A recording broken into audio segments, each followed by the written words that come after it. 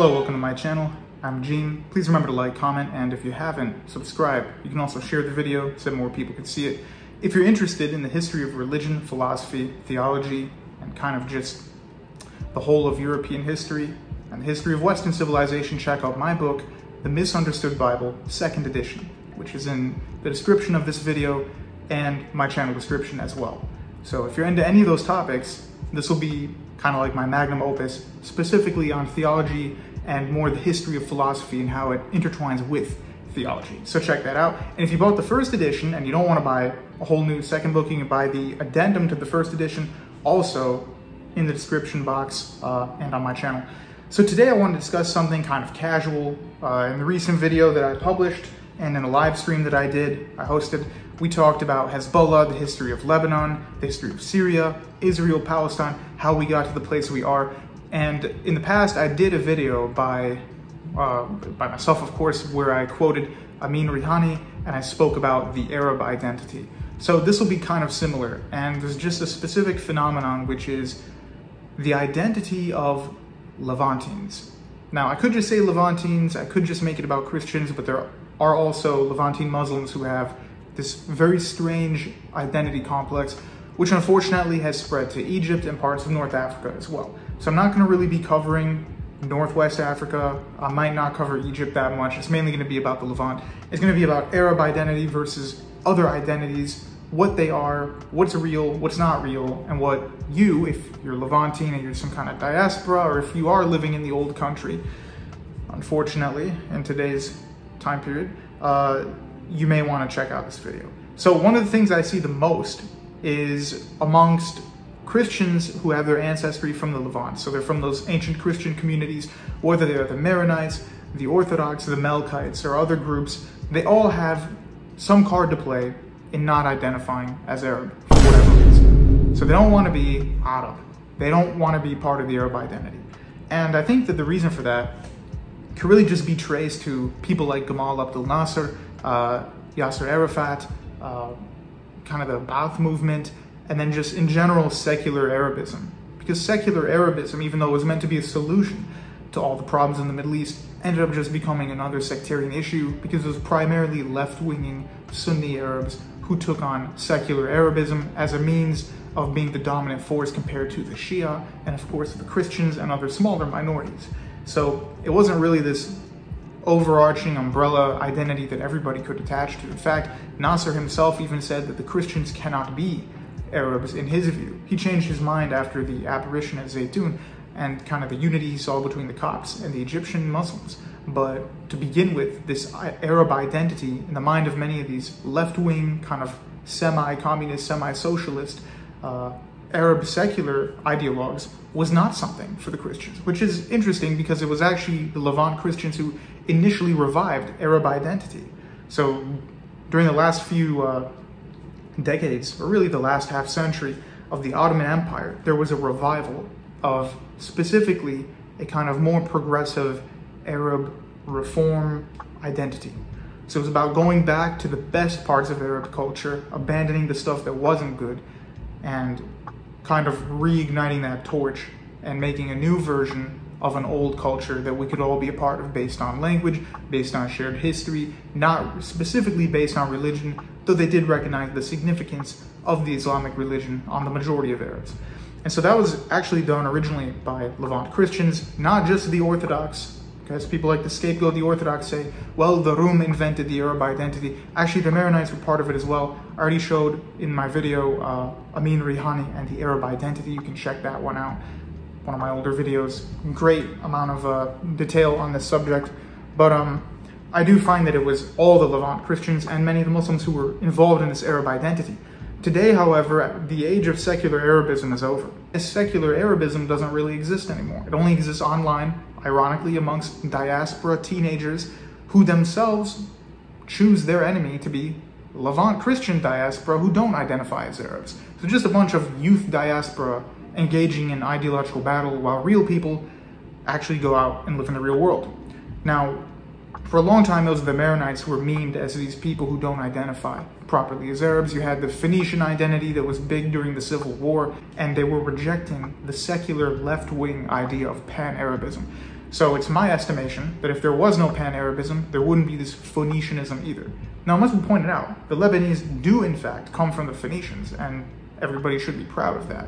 But to say that you are yourself, at this moment in time, a modern Phoenician doesn't really make much sense, because nobody speaks their language, we don't practice their religion, you don't actually practice their culture, you're not some puny Carthaginian. So that's the Maronites. But kind of what's become even more strange and more insidious in my mind has been the tendency of non-Maronite groups. So the groups that historically did call themselves as Arabs are now saying they're not. So something for you guys to understand is that the Maronites were always the ones who didn't really identify as Arabs. They always insisted they had their own identity.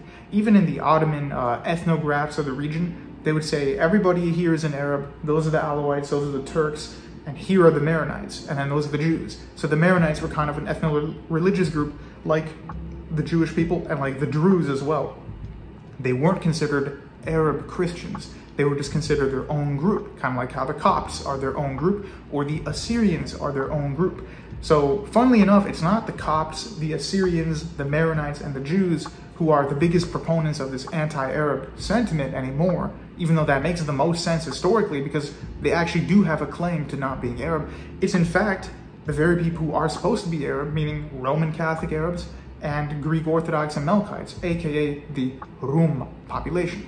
Rum meaning Arabic for Roman. So that actually originally applies to the Greek Orthodox from the Byzantine Empire, so the Eastern Roman Empire. It didn't necessarily mean the Latins, but if you're a Catholic or you're an Orthodox and you are Arab, you're Rum, and that's kind of it. I know many Roman Catholics would not really use that terminology, but it doesn't make sense not to. In any event, they exist in Jordan, Palestine, Syria, and also Lebanon, though if you don't include the Maronites, then these non-Maronite Rum Christians would probably be like 15%, maybe 12% of the total population of Lebanon, whereas the Maronites are 21% of the country. In any event, these are the groups, the Rum, who actually identify as Arabs at the beginning when Arabic becomes kind of the customary imperial language, replacing Greek in most parts of the Levant. So they're the first ones to jump on board and say, okay, we're going to start speaking Arabic, we're going to be the elites because the elites are speaking Arabic and we want to speak the language of this new empire. So they had no qualms about identifying as something else. And even the ones who did speak Greek very, very quickly turned to Arabic. So what I'm getting at is that there is a strain amongst the actual Arab Christians to not call themselves Arab Christians anymore, but to say that they're Hellenic or Greek. And I take issue with this for a number of reasons. Number one, Hellenic identity is not historic Greek identity. The Hellenic identity is something that's kind of developed and manufactured as the Ottoman Empire falls and the Greek nation comes from that rubble. The Greek nation identifies as Hellenic from that point onward. Before that point, it was not as uniform. Many people identified as Roman. And there are even accounts where the Hellenic revolutionary forces of the Greeks would liberate an island from the Turks, and then the villagers would come down and they would say, we want to see what you look like. And the Greek soldiers would say, aren't you Greek like us? Aren't you Hellenic like us? And they'd say, no, we're not, we're Romans. So even until very recently, about a century ago, people were still identifying as Romans, meaning Byzantine. They didn't have this Hellenic identity. The Hellenic identity, for all intents and purposes, in Greece and Anatolia, dies with the resurgence and the power of the Byzantine Christian Empire taking over the Eastern Mediterranean. So you're not really a Hellenic person anymore, and if you are, that usually is a supposition or an implication that you actually follow Hellenic philosophy over and above Christianity. So to be a real Hellen, you have to be an ethnic Greek who belongs to that original non-Christian tradition. Now, today, of course, 99% of Greeks are Orthodox and they identify as Hellenic, but historically that wasn't the case. So unless you're from Greek, you can't be a Christian and go, I am Hellenic. You can't do that if you're from Lebanon, Syria. It makes no sense. You weren't Hellenic. And the people who were identifying as Hellenic, we're not saying they were Hellenic, they were saying they were Hellenistic. So there's a difference there. Hellenic means you're actually of Hellenic origin. Hellenistic means you belong to the Hellenistic culture, which died out when the Christian Roman Empire overtook the Eastern Mediterranean and destroyed formal Platonism and Neoplatonism as schools of thought. And some people obviously incorporated them into their belief system. But so you can't really be a Hellenistic Egyptian, a Hellenistic Lebanese like Porphyry or Zeno, or if you're going to be Egyptian, it would be Plotinus, unless you actually follow the tenets of Platonism and Neoplatonism. You can't just be, hey, I'm a Christian, I don't know anything about Plato, but I'm Hellenic.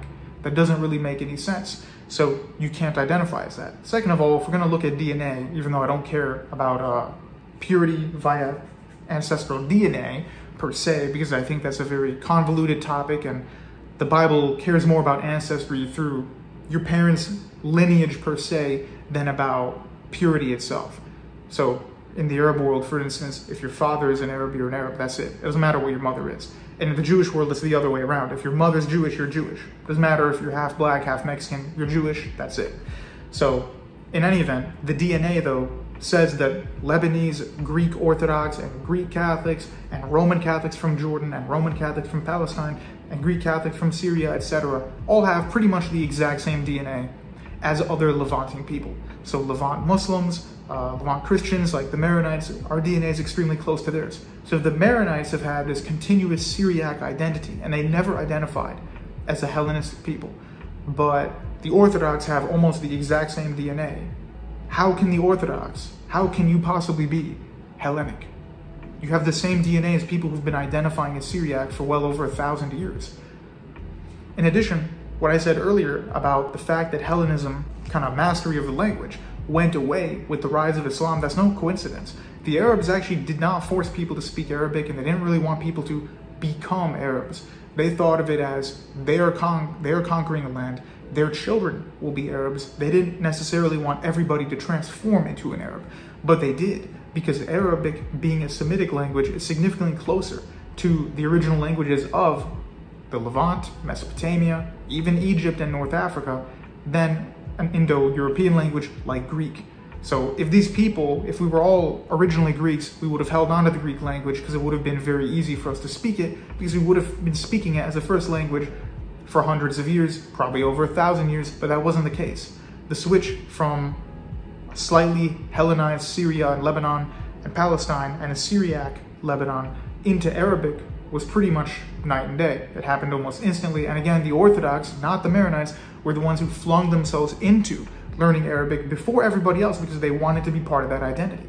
So Arab Christians doesn't necessarily mean you're from Saudi Arabia. You may not have that much tribal lineage. It's not about racial purity. It's about the fact that from the very beginning of the spread of Arabic, even before Islamic times, there are accounts of Arab tribes going to the Bekaa Valley in Lebanon. They were Christians, some of them pagans. You also had Arabs becoming the plurality in parts of Egypt, Sinai Peninsula, especially eastern Egypt, the desert of Egypt, parts of Libya, surrounding Palestine, so the kind of the Transjordan area, and northern Iraq, even up until Anatolia, were all called by the Romans Arabia because Arabs existed there both in the pagan and the Christian times long before the spread of Islam. So Islam did not invent the Arabic language, it didn't invent Arabs as a people, and even the identity of being an Arab is itself kind of a gradual phenomenon. So if you identify as Aramaic, you're already very close to being Arab, because the Nabateans spoke a version of Aramaic, and their cursive writing of Aramaic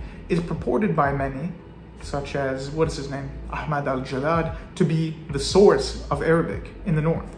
So to say you're Aramaic but you're not an Arab, it's kind of like this distinction without a difference thing, though there is a difference. To emphasize the difference in such a way that it means I wear t-shirts and jeans and you wear tribal clothing doesn't make sense historically. I would argue there are many Assyrians, rural Assyrians, who, whether they know it or not, behave and act more and have more similarities with tribal Arabs than people who talk about Arab ideology all the time on Twitter. So all in all, there are many different identities within the Semitic and, you say, Hamitic people of the Middle East. The Copts and the Maronites certainly have a claim to not being Arab, but at the same time, the Assyrians and Copts have similarities to Arabs regardless of that. Then you have people who identified as Arabs for over 1,500 years suddenly saying they aren't Arab because they belong to a certain church. Now, some of the Ottoman ethnographs later in the Ottoman Empire, as the Ottoman Empire is falling apart, start to identify the Arabs as Greeks. So the Greek Orthodox or the Greek Catholics are just called Greeks. Now you have to understand the context of that is that the Ottomans did not want people uniting on the basis of the Arabic language. So they did whatever they could to kind of show these differences and exaggerate them. So the Maronites were one people, the Greeks were another people, the Syrians were the Levantine Muslims, and the real Arabs were just people from Arabia. That's how they identify them, so as to not have people unite via ideology and language. In any event, that's my opinion on the matter, so that's kind of it. If you want to watch videos that are more similar to that, I have, like I said, Amir Rihani, the Arab identity video. I have a video about Palestine in context, and the video I did yesterday about Lebanon, Israel, and Palestine, their history, where those borders come from, what is the history of those people. And if you'd like to read more about the history of theology, development of the church, philosophy, and what you believe and why you believe it, check out my book, The Misunderstood Bible, 2nd edition, as well as my past live streams. Please remember to like, comment, subscribe, and share. And see you guys next time.